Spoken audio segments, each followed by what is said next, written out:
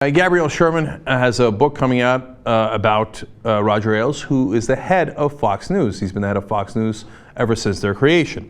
Now, Roger Ailes has been involved in politics and the media for a long, long time.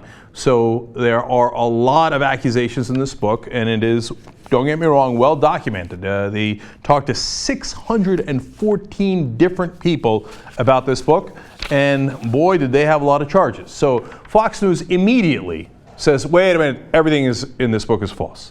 So let's find out why they think so. They put out this statement. These charges are false. While we have not read the book, that's a good start, then how do you know they're false? Okay, the only reality here is that Gabe was not provided any direct access to Roger Ailes, and the book was never fact-checked with Fox News. Oh, I see. Since Fox News didn't want him to write it, it must be false. That is just about the worst reasoning I've ever heard, even for Fox News. He didn't clear it with Fox News, so it can't be true.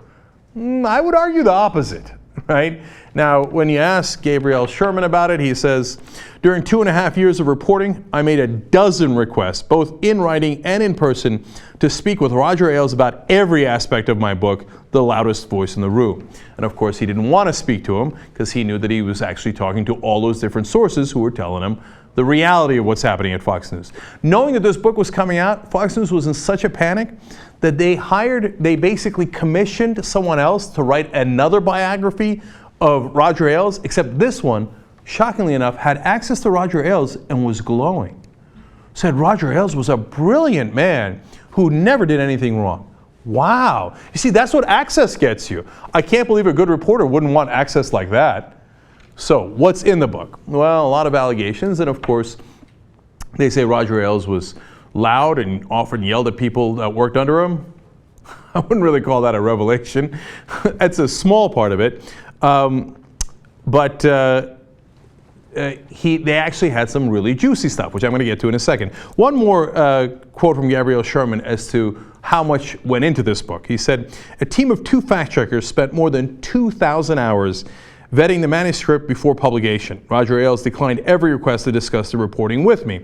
And when you ask Random House, who's a very legitimate publisher, they say, listen, man, we went through every effort to make sure the facts in this book were accurate. We stand 100% behind it. So, the New York Times got an advanced copy of the book, and this is what they write about it. The book also details the Fox News chief's well-known attempts to influence politics, including an alleged statement by Ailes that he wanted to elect the next president in 2012. Now, what they're referring to in 2012 is that Roger Ailes actually tried to persuade General Petraeus to run for president, and he sent a so-called reporter to go try to encourage him to run, and saying that Fox News would have his back. That's a scandal that broke earlier.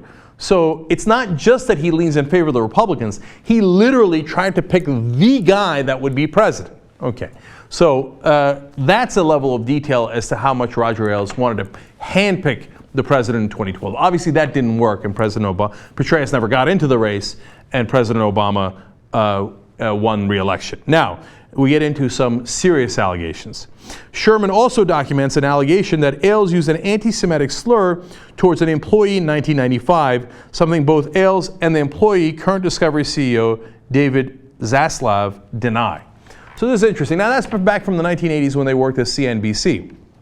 Apparently, he used a slur that others heard and told Sherman about that involved the words little and Jew. And so now Zaslav, who is a CEO at another cable company, says, look, man, we disagreed on a lot of things, but on that, he didn't say it. We don't know.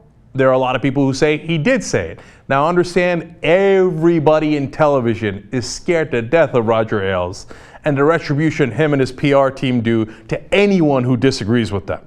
So could that be a factor? It could be, but you decide on your own. And then there is one more piece in the book that is very damaging. Former employees cited in the book talked of Mr. Ailes' volatile temper and domineering behavior. In one anecdote, a television producer, Randy Harrison, told Mr. Sherman that while negotiating her salary with Mr. Ailes at NBC in the 1980s, he offered her an additional $100 each week if you, quote, agree to have sex with me whenever I want. Damn. Now that's the person herself saying, he offered me. So, now she could be lying, of course. You have to take everybody, understand that everybody's presenting only one side of the story. Roger Ailes says that's not the case. Why you would make something like that up all these years later, I don't know if there is a reason for it, but that's a pretty damaging accusation. I don't know what's more damaging, the offer, to someone who works underneath you, or that he only offered her $100 extra a week. Okay, now in all seriousness, what kind of guy does that, man? When you have power over somebody and you basically say to a person who works at news, become my part-time prostitute, that's pretty heavy. Look, if you don't work in the news business, you might not know how much everybody in the news business is scared of Roger Ailes. I worked in cable news for some time, okay? And when I did, and when I was in the building, I can tell you that I personally got taunts from people inside the building, including at MSNBC where I was for a year, where they said, be careful, don't say anything about Roger Ailes. And honestly, they told me generally try to avoid Fox News because they have a vicious PR department and they will come after you. So the guys who are supposed to be his competition are incredibly afraid of him. Now, what he has on them, I don't know, okay?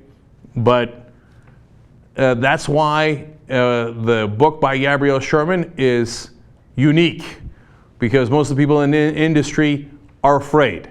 But apparently Sherman wasn't. He published a book. These are interesting accusations. Fox News is firing everything they got at him. We'll see how it turns out. Suffice it to say, although there are some dramatic revelations in the book, I'm not surprised by any of them. Roger Ailes is a guy who is power hungry. We've already covered stories about how he had people who worked underneath him tracked in a local paper in upstate New York. Guys would find out that what they said at lunch, Roger Ailes knew about when he wasn't in the room at all.